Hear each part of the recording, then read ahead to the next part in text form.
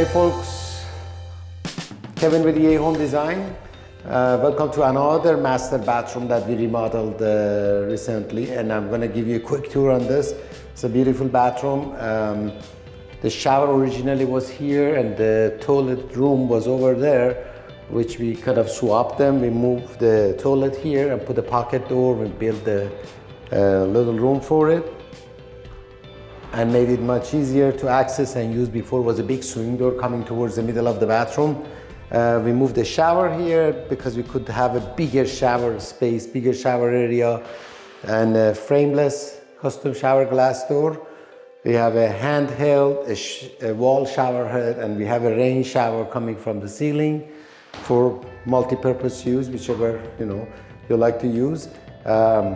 Two vanities, one on the left and the right, which the left one has a kind of a little makeup area, and one vanity, and the other one on this side has a little pantry, kind of a linen closet, linen pantry I should call it, on the corner, and a faucet.